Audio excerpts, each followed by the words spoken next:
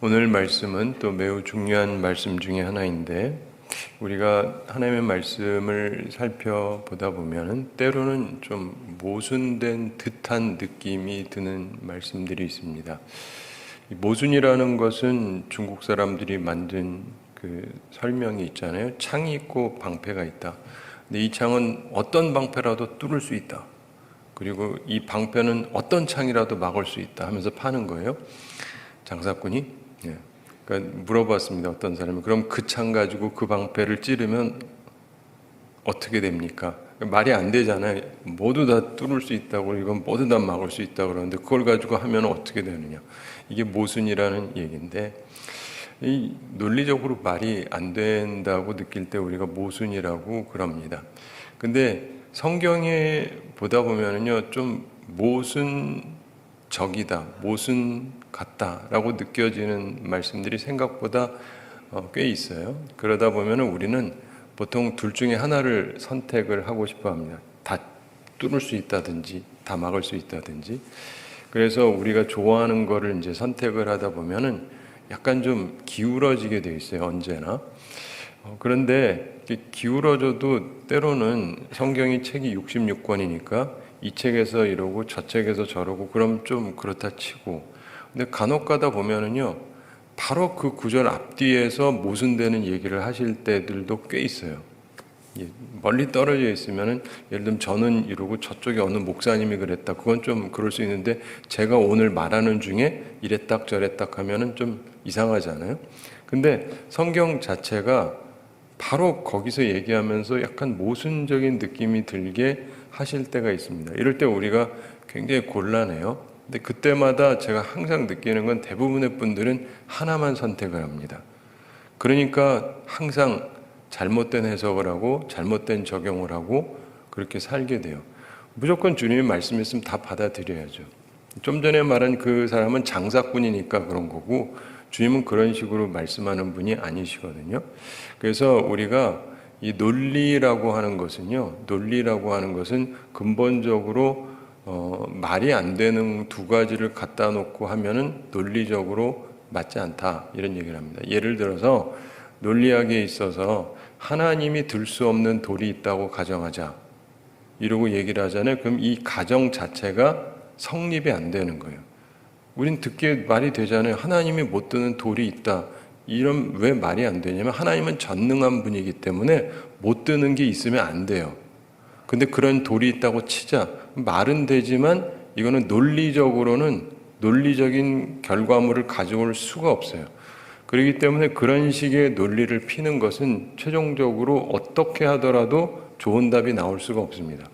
그래서 우리가 항상 생각을 하게 될 때 이게 어떤 거냐에 따라 다른데, 사람이 하는 말은요, 무지한 말들이 무진장 많습니다. 그러나 주님의 말씀은 그렇지가 않기 때문에 우리가 그걸 받아들일 때 완전히 다르게 받을 필요가 있습니다. 주님이 말씀하시면 모순적으로 우리는 보여질지 몰라도 결코 모순이 아니거든요. 단지 우리의 이해력이 거기에 도달하지 못해서 그렇죠. 하나님의 말씀은 보면은 어린아이도 잘 이해를 합니다. 그런데 진짜 깊은 학자들도 잘 이해를 못해요. 이게 하나님의 말씀의 비밀이라고 저는 항상 느낍니다. 그래서 순수하면은 쉽게 이해가 되는데, 순수하지 않은 사람은요, 머리를 아무리 써도 이해가 잘 안 돼요. 여러분들이 항상 순전한 마음으로 보셔야 되는데, 오늘 말씀도 그런 말씀 중에 하나입니다. 박해를 받을 때 우리 앞에서 14절에서 변명할 것을 미리 궁리하지 않도록 명심하라고 주님이 말씀하시죠.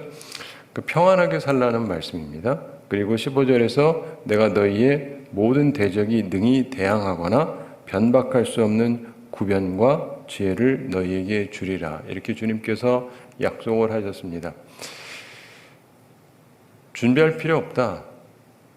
주님께서 우리에게 탁월한 구변도 주시고 말도 잘할 수 있게 해주시고 문제를 풀 수 있는 지혜도 주실 것이다, 이렇게 말씀하십니다. 그걸 믿고 가라. 그러면서 이제 오늘 말씀에서 보면 좀 특이한 말씀을 하십니다. 16절 함께 읽어보겠습니다. 심지어 부모와 형제와 친척과 벗이 너희를 넘겨주어 너희 중에 몇을 죽이게 하겠고. 자, 일반적으로 가족들은 대체로 적대감이 없습니다. 보통 이제 원수들은 가족이 아닌 경우가 많잖아요. 그런데 가족은 상대적으로 적대감이 없는 편인데, 그런데 심지어 부모와 형제와 친척과 벗이 기본적인 신앙의 차이 때문에 예수님의 이름을 인해서 너희를 넘겨줄 것이다. 이런 말씀을 주님께서 하고 계십니다. 어떤 제자들은 가장 가까운 부모님, 그리고 형제, 그리고 친척, 그리고 친구들의 미움을 받을 것이라고 주님께서 말씀하시는 것입니다.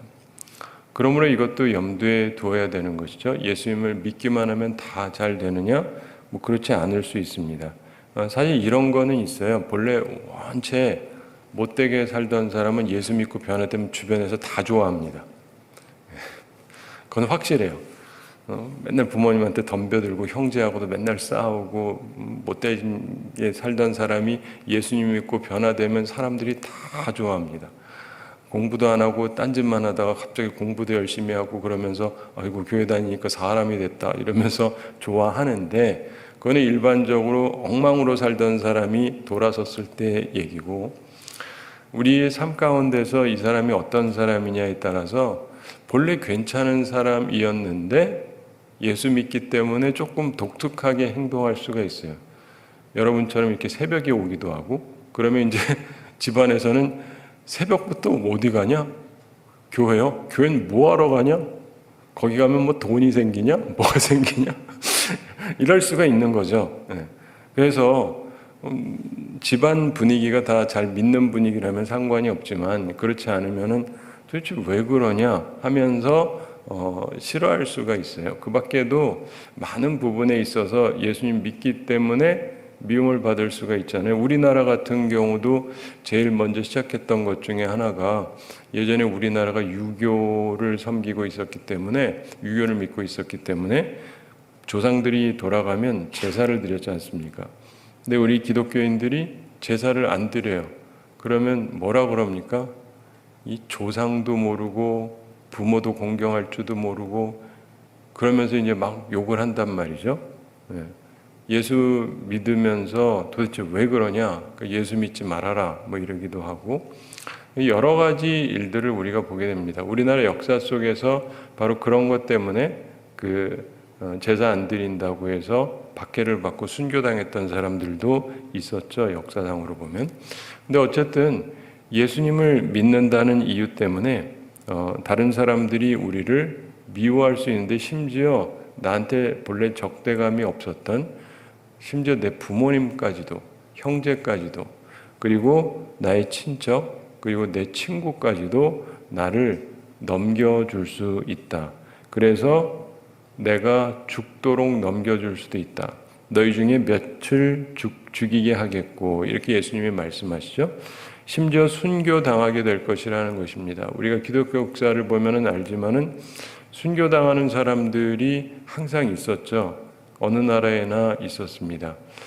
다 누군가가 넘겨준 경우가 많습니다. 그래서 이런 것들이 역사 속에 항상 있었기 때문에 순교자가 있었고, 나라마다 좀 다르지만 좀 적은 나라도 있고 많은 나라도 있고, 그런데 우리나라에도 있었고요. 많은 나라에 이 순교자들이 있었습니다. 근데 주님께서 그 말씀을 하시는 거예요. 그러니까 무슨 말이냐면, 여러분 가서 말 잘하고 그래서 지혜롭게 되면은 잘 빠져나와가지고 죽을 일이 없어야 되잖아요. 그렇죠? 근데 갑자기 또 죽는 사람도 있대요. 여러분 이제 우리의 머릿속이 혼란해지기 시작을 하는 거예요. 다 잘 된다 그러고는 몇은 죽을 거다 이렇게 얘기하시면 이게 뭐냐 이렇게 되는데, 그러면서 17절 함께 읽어보겠습니다. 또 너희가 내 이름으로 말미암아 모든 사람에게 미움을 받을 것이나. 아멘. 또 너희가 내 이름으로 말미암아 예수님의 제자이기 때문에, 예수님을 믿기 때문에 모든 사람에게 미움을 받을 것이나. 계급, 신분, 인종, 국적, 성별, 연령 이런 걸 초월한 총체적인 사람들에게 미움을 받게 될 것이라고 하는 것입니다.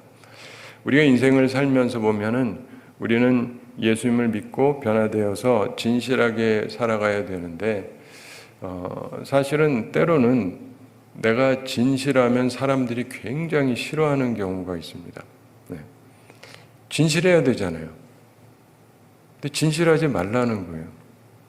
당신만 입 다물고 넘어가면 된다는 거예요. 그러면 이제 굉장히 곤란해지죠? 아니, 믿는 사람이 진실해야 되잖아요. 제가 며칠 전에도 그런 일이 있었거든요. 목사님만 입 다물고 넘어가면 된대. 이게 딴 데도 아니고, 약간 굉장히 잘 믿는 분들이 모인 장소인데, 또 제가 또 아니할 수가 없잖아요. 생겨 먹은 게 또 그래서 할 소리는 또 했는데, 그러니까 그분은 또 내가 믿겠죠. 근데 우리가 보면은 그렇게 하면은 안 좋아합니다. 확연히. 근데 진실해야 되잖아요. 거짓말하면 안 되잖아요. 근데 당신만 입 다물고 넘어가면 아무도 모를 텐데. 근데 이게 절차적으로 그렇게 하면 안 되는 걸 그러면 안 되지 않습니까?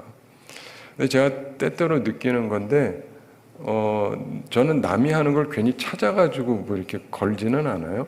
그러나 내가 역할을 맡았을 때는 사실대로 해야 되잖아요. 근데 그것만으로도 미움을 꽤 많이 받습니다. 예. 참 이상해요.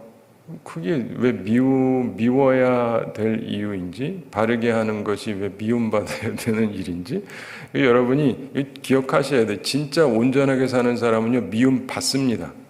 여러분이 세상 살면서 미움을 안 받는다는 건 문제가 있는 사람이에요.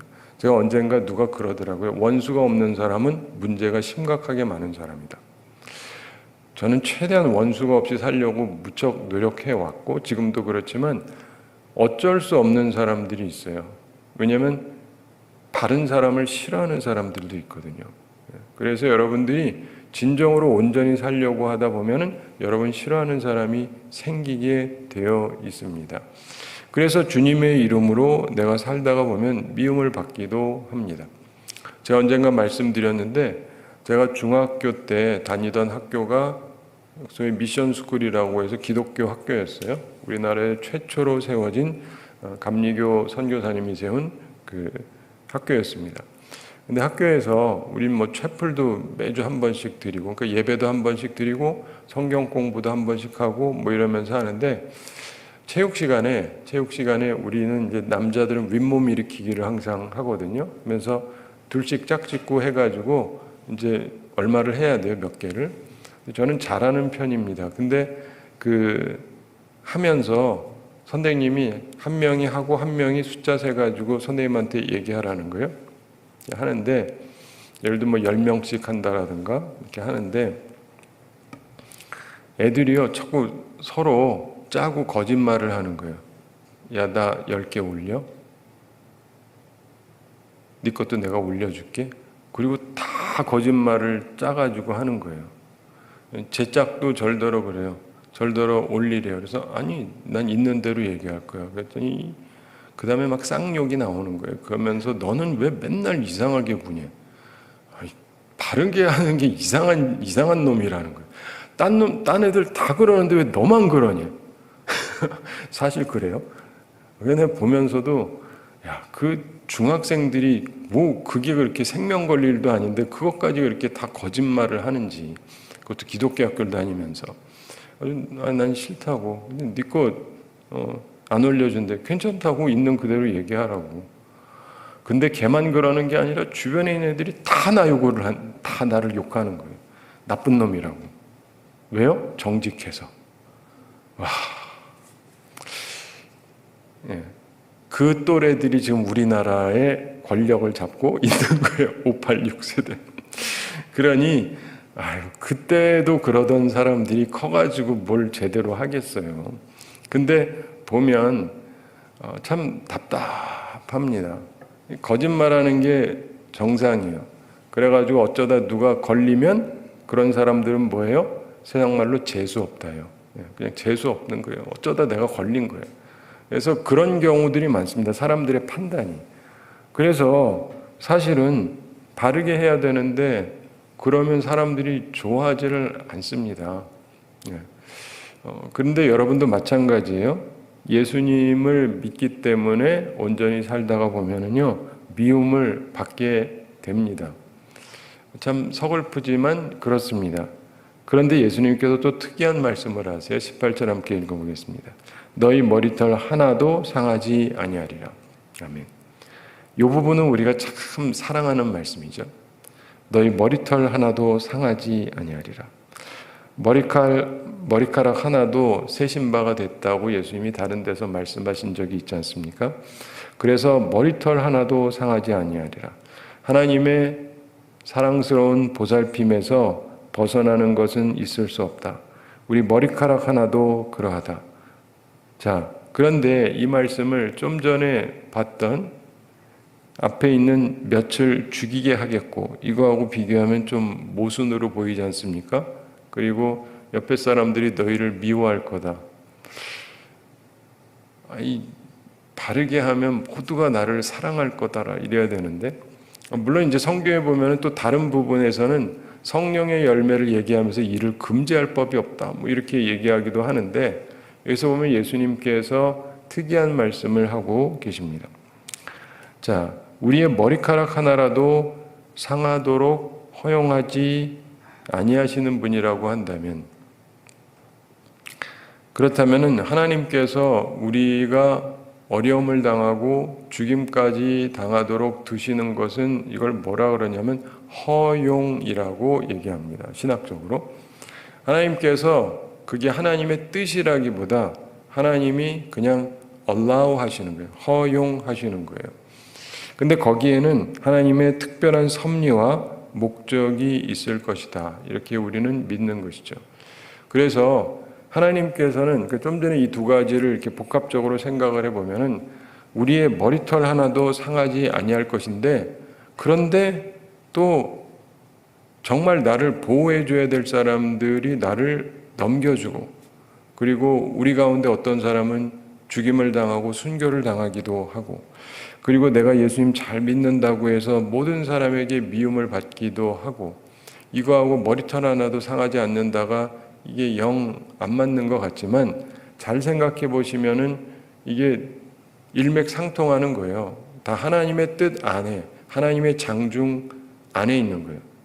내가 어려움 당하는 거, 여러분 어려움 당하는 거, 이게 하나님이 모르시는 것도 아니고, 그리고 하나님의 섭리 가운데 이거를 허용하시는 거예요. 요한계시록에도 보면은 하나님께서 이 책들을 열게 하시면서 봉인된 것을 보게 하시는데, 그 중에 순교자들의 이야기가 나옵니다. 이 순교자들이 하나님께 부르짖죠. 주님 언제나 이 핏값을 갚아주시겠냐고. 그때 주님께서 좀 더 기다리라 그래요. 기다려라. 그리고 또 특이한 말씀을 하는데 좀 더 차야 된대요. 좀 더 죽어야 된답니다. 참 우리가 섬기는 하나님의 생각은 우리가 100% 이해하기가 좀 어렵습니다. 우리 같으면 사랑하면 무조건 지켜줄 것 같은데 하나님께서는 우리하고 생각이 다르세요. 인생이 아니신지라. 하나님의 아들인 예수 그리스도조차도 고난을 통해서 순종을 배우셨다는 말씀이 있습니다. 하나님은요, 우리한테 고난을 허용하십니다. 이걸 잘 이해를 하셔야 돼요. 로마서 8장에서도 보면 우리 믿는 사람에겐 더 이상 정죄함이 없어요. 사람이 죄 지으면 벌 받아야 되죠.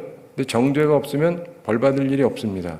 근데 벌 받을 일이 없으니까 어려움이 없어야 되는데 어려움이 있으세요? 없으세요? 있잖아요. 그럼 뭐예요 이게? 그러니까 이걸 잘 이해하셔야 돼요. 우리가 죄인이어서 받는 벌이 있지만, 그래서 받는 고난이 있지만, 우리가 죄인이 아니어도 우리 인생에는 고난이 있다요. 성경 말씀이. 성경 말씀은 굉장히 복합적이고 굉장히 방대한 거예요. 그래서 뭐 하나 가지고 이걸 다 풀려고 그러시면 완전히 틀린 얘기를 하게 돼요. 더하기만 가지고 얘기를 하면은요, 안 되는 거 아시죠? 빼기만 갖고 얘기해도 안 되고, 곱하기만 해도 안 되고, 나누기만 해도 안 되고, 이건 다 섞으면 그럼 다 되느냐? 아니요. 그 4개 가지고 다 되는 게 아닙니다. 뭐 방정식도 있고 여러 가지가 있잖아요. 그래가지고 이게 세상 풀어가고 이해하는 거는요, 그렇게 간단한 게 아니에요. 근데 신앙적인 삶을 너무나 많은 분들이 간단하게만 생각하려고 그러는데 물론 너무 복잡하지는 않습니다. 그럼에도 불구하고 또 그렇게 단순한 것만은 아니거든요. 그래서 하나님께서는 우리를 분명히 사랑하시고 하나님의 자녀로 삼아주셨고 더 이상 정죄함은 없어요. 그러나 우리는 고난이 있습니다. 고난이 왜 있다고 얘기합니까? 상속자이기 때문에. 예수님과 함께 상속을 받을 자이기 때문에 우리한테 뭐가 있다고요? 고난이 있다. 고난이 없으면 뭐라고요? 사생자래요, 사생자. 그러니까 가짜다, 이거 가짜. 하나님의 자녀가 아니라 이거예요. 그래서 살면서 고난이 하나도 없다. 이건 하나님의 자녀가 아니라는 증거다. 그 하나님 말씀 보면 참 힘들어요, 힘들어. 그냥 편안하게만 해주시지. 뭐. 그러니까 저는 말씀대로 가르쳐 드리려고 하고 대신에 이렇게 얘기하면 솔직히 좀 덜 인기가 있겠죠. 좋은 얘기만 해줘야 되는데. 근데 그러면 제가 하나님한테 혼나겠죠. 그럼 또 안 되고. 근데 그러면서 대신에 뭐라 그래요? 하나님을 사랑하는 자에게는 모든 것이 합력하여 선을 이룬다. 예. 그래서 그 모든 고난도 나중에 가서 보면 필요한 거였던 거예요. 그것 때문에 이 좋은 결과로 가는 거예요. 여러분 요셉 잘 아시지 않습니까? 요셉이 어려움을 많이 당하잖아요. 그래가지고 그가 형들한테 미움받아가지고 애굽으로 팔려가고 거기가 있는 중에서도 어려움을 당하면서 그 죄에 뒤집어 씌워가지고 당하죠. 자기는 하지도 않았는데 저쪽에서 강간 미수범으로 해가지고 감옥에 갑니다. 감옥에 가서 있고 그 가운데도 있다가도 자기가 이 꿈 해몽도 잘하면서 2명의 간원이 와가지고 잘 풀어줬는데 자기 꿈 해몽대로 한 명은 죽고 한 명은 살아나죠. 그래서 그 사람한테 부탁을 합니다. 저는 죄 지은 적이 없습니다. 자리를 차지하시면은 절 좀 기억하셔서 저에게 자유를 좀 주십시오. 그랬더니 그 사람이 당연히 해줄 줄 알았는데 그 사람이 어쨌다고요? 까먹었대요. 잊어먹었다. 얼마 동안? 2년 동안. 남의 얘기니까 간단하지 감옥에서 2년을 더 산다고 생각을 해보세요. 얼마나 억울합니까?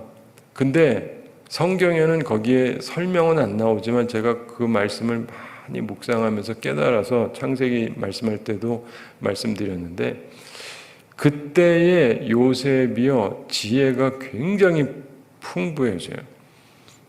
이게 굉장히 중요한 부분인데 그전에는 이 사람이 굉장히 지혜롭긴 해요. 누구보다 똑똑해요. 꿈도 다 해석할 수 있어요. 그런데 그때만 하더라도 이 사람이 나쁜 꿈을 좋게 만들 수는 없어요.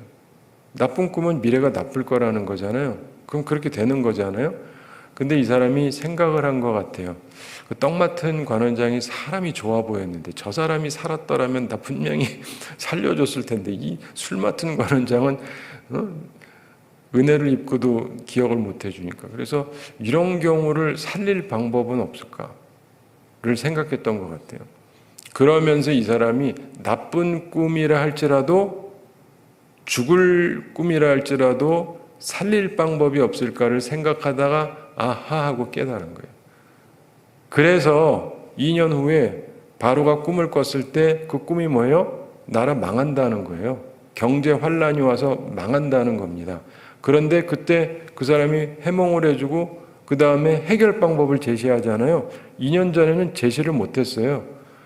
근데 우리는 그냥 풀어주니까 그런가 보다 하지만은 2년 사이에 엄청난 비약적인 발전을 한 거예요. 이걸 어떻게 풀어갈 건가.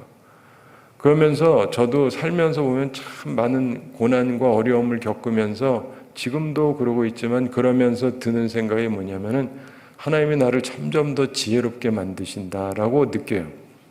옛날에는 판단은 했는데 뚫고 가는 게 쉽지가 않았거든요. 근데 이제는 웬만하면은 다 풀어갈 수가 있어요. 하나님이 지혜를 주시는 거예요.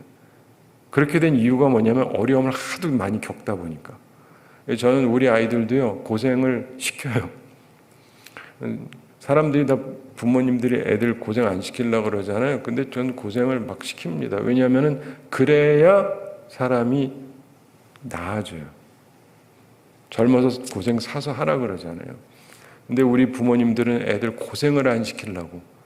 그게 유익하지가 않아요, 많은 경우. 근데 우리 인생을 살면서 하나님께서 우리한테 어려움을 주시는 이유는 사랑하시기 때문이에요.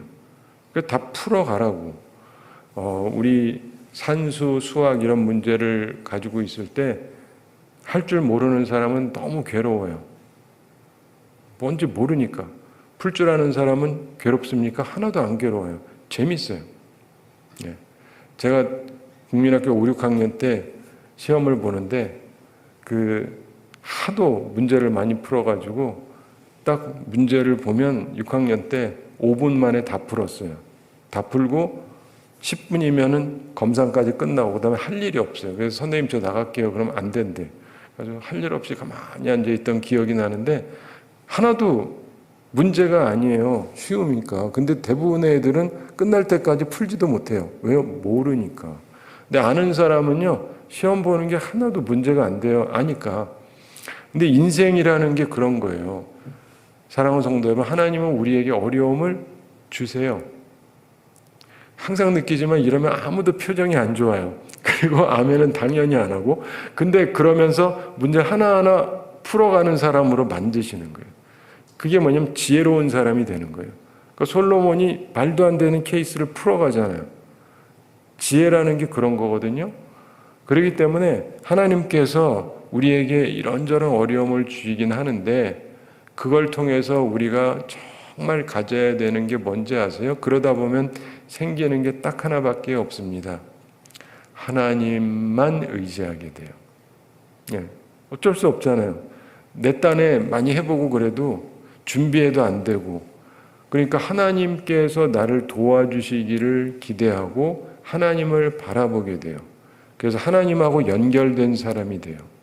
그래서 하나님이 주시는 지혜로 살아가게 되는 것입니다. 마지막 19절 함께 읽어보겠습니다. 너희의 인내로 너희 영혼을 얻으리라. 아멘. 너희의 인내로 너희 영혼을 얻으리라. 우리에게 필요한 것은 참는 것입니다. 인내. 그러니까 우리가 용기를 잃지 말아야 되고 아무리 심한 박해를 당해도 신앙을 간직해야 되는 것입니다. 인내할 수 있는가? 참을 수 있는가? 이게 중요한 것입니다. 저는 교회에서 이제 세례 받을 때가 되면은 세례 받는 사람들에게 교육도 하고 마지막에 꼭 하는 얘기가 있습니다. 일단 세례 받으시면 죽을 때까지 신앙을 지키셔야 됩니다. 살다가 보면 이런저런 어려움도 있고 기분 나쁜 일도 있을 수 있거든요. 그래서 저희 교회를 다닌다 할지라도 기분 나쁜 일이 있을 수 있고 심지어 담임 목사인 제가 싫어질 수도 있고 꼴도 보기 싫을 수도 있고 뭐 그럴 수도 있는데 그러면 교회를 안 다니느냐? 아니요. 예수님은 믿어야 돼요. 그래서 도저히 우리 교회 못 다니겠다 그러면 딴 교회라도 다니세요라고 저는 그래요. 되게 특이한 목사죠. 근데 무조건 내 말 듣고 나랑 있어야 된다가 아니고 내가 예수님은 아니잖아요. 그러니까 기왕이면 저랑 잘 있으면 좋겠지만 도저히 안 되겠다 싶으면 딴 데라도 가서 믿음 생활 하시라고. 맞잖아요. 우리는 주님 앞에서 약속하는 거니까. 그래서 주님 바라보면서 끝까지 신앙을 잃으면 안 되고 충성스럽게 살다가 주님을 만나야 되는 것입니다. 그러므로 우리 생활에는 인내가 필요해요. 하다가 영 안 되면 딴 데 가더라도 하여간 저처럼 말하는 목사가 되게 이상한 목사긴 하지만 그러나 주님의 말씀을 잘 생각해 보면 그게 맞아요. 그리고 나도 많은 분들이 이렇게 상담하다가 보면 많이 싸우고 있으면 아유 차라리 딴 데 가세요. 그러고 있으면 뭐예요? 목사님도 마찬가지예요. 죄송합니다. 그 싸우면서 뭐 있어요? 딴 데 가시는 게 낫지. 교인도 마찬가지예요. 왜 그렇게 싸우고 있어? 딴 데 가는 게 낫지. 그리고 신앙을 지키고 살아야죠. 그냥 계속 교회에서 싸우고 그러면 하나님께 영광도 안 되고.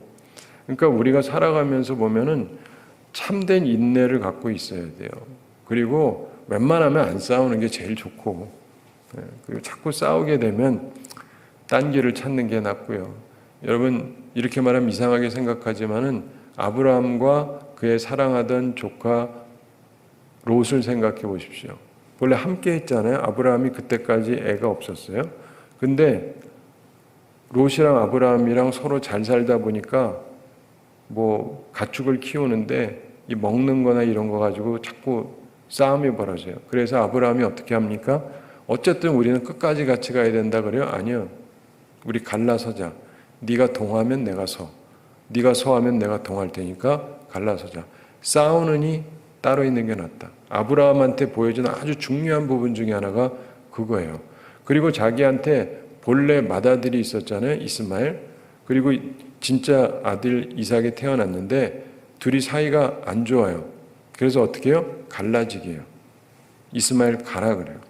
그 다음에 이 아브라함이 아내 사라가 죽은 후에 그두라라고 하는 후처를 얻습니다. 그래가지고 또 아들을 낳아요. 6명인가 낳죠? 그런데 어떻게 합니까? 나중에 다 재산을 줘서 딴 데 가게 해요. 이삭이랑 같이 살게 하지 않습니다. 싸움이 없도록 하기 위해서. 근데 이런 식으로 우리는 잘 안 가르치고 우리는 맨날 그래요. 무조건 하나가 돼야 된다. 무조건 같이 있어야 된다. 무조건 그러면서 맨날 쌈박질만 하고 참 답답하죠. 안 싸우면서 하나가 되는 게 의미가 있는 거지. 뭐 맨날 쌈박질만 하면서 있는 게 무슨 의미가 있습니까? 사랑하는 성도 여러분, 그런데 우리가 주님을 섬김에 있어서 인내는 확연히 필요해요. 예전에 저희 아버님 세대 목사님들이 저를 보면 제가 지금은 이제 나이가 좀 들었지만 젊을 때 20, 30대 때 저를 보시면 다 똑같이 하시던 얘기가 있어요. 목사는 뭘 많이 해야 된대요. 뭘 많이 해야 된다고 그러셨을까요? 기도를 많이 해야 된다. 기도 왜 많이 하라고 그러는지 알아요? 참을 내니까. 이걸 잘 이해하시죠? 기도 왜 많이 해야 되냐면 기도하면서 하나님한테 푸는 거예요. 목회하다 보면 열받는 게 굉장히 많거든요. 그냥 다 때려치고 싶고 관두고 싶고 그래가지고 목사님들 중에 건강 문제가 있는 사람이 한둘이 아닙니다. 뭐 위장병부터 고혈압부터 해가지고 문제들이 굉장히 많아요. 스트레스가 많으니까. 그런데 기도를 하지 않으면 버틸 수가 없어요. 제가 간혹 얘기하는데 부목사 때는 기도 안 해도 되는데 담임이 되고 기도 안 하면은 살 길이 없어요. 부목사 때만 해도 그래도 기도 덜 해도 상관이 없는데 담임 목사가 되면 공격이 너무 많아가지고 이게 고통이 많아가지고 기도를 하지 않고는 견딜 수가 없어요. 그러니까 기도한다는 게 뭐 때문이라고? 인내를 하기 위해서. 기도하면서 하나님의 위로도 받고 풀기도 하고 그러면서 가는 거예요. 그래서 우리에게 기도는 항상 필요한 것이죠. 사랑하는 성도 여러분, 오늘도 주의 전에 잘 오셨고 기도하시는 것도 매우 귀합니다. 그리고 여러분의 삶에서 무엇이 있을 때마다 기도하면서 인내를 가지고 살아가시게 되기 바랍니다. 주님이 말씀하신 너희 머리털 하나도 상하지 아니하리라. 주님이 말씀하신 거니까 진리입니다. 혹시 내게 어려움이 생기고 그걸 주님이 허용하셨다면 거기에 주님의 섭리가 있을 거라는 걸 기억하세요. 그리고 내가 당하는 고난 그것도 다 하나님의 섭리 가운데 있다는 걸 기억하시고 그 고난의 의미를 잘 찾으시면 우리에게 굉장히 큰 유익이 될 수 있습니다. 우리가 형통할 때는 형통할 대로, 고난을 당할 때는 고난을 당할 대로 하나님께서는 우리에게 유익하게 하시려고 한다는 것을 항상 기억하시고 믿음을 잃지 마시기 바랍니다. 그리고 인내로 여러분의 영혼을 잘 지키시고 복되게 살아가는 우리 모두가 되기를 바랍니다. 우리 함께 기도하겠습니다. 사랑의 하나님 아버지, 우리를 사랑해 주시고 오늘도 저희에게 귀한 말씀 주심을 감사드립니다. 너희 머리털 하나도 상하지 아니하리라. 주님이 말씀하셨는데 그 말씀을 붙잡고 저희들이 승리하며 살아가게 하여 주시옵소서. 주님을 섬김에 있어서 그럼에도 불구하고 수많은 어려움이 있을 거라고 말씀하셨는데 그것을 저희들의 마음에 기억하면서 치우치지 않고 균형 잡힌 신앙생활하게 하여 주시옵소서. 우리의 믿음의 삶에 인내가 필요한데 우리가 항상 깨어 기도하며 인내로 승리하며 믿음의 삶을 살아갈 수 있게 하여 주시옵소서. 오늘도 주님 앞에 나오며 주님의 은혜를 간구합니다. 주여, 우리 모두에게 성령의 충만함으로 함께해 주시고 하나님의 은혜로 충만케 하여 주시옵소서. 항상 주의 말씀이 생각나게 해주시고 주의 말씀으로 승리하게 하여 주시옵소서. 우리 모든 성도들 영육간에 강건케 해주시고 일용할 양식 공급해 주시고 시험에 들지 않고 악과 싸워 이기는 주의 용사들 다 되게 하여 주시옵소서. 우리가 이 세상을 살면서 근심 걱정할 일이 많지만은 아무것도 염려하지 말고 오직 모든 일에 기도와 간구로 하나님께 아뢰라고 하신 말씀을 기억하며 기도하며 모든 문제를 풀어가며 하나님의 평강을 가지고 살아가는 주의 백성들 다 되게 하여 주시옵소서. 감사드리며 예수님의 이름으로 기도드리옵나이다. 아멘.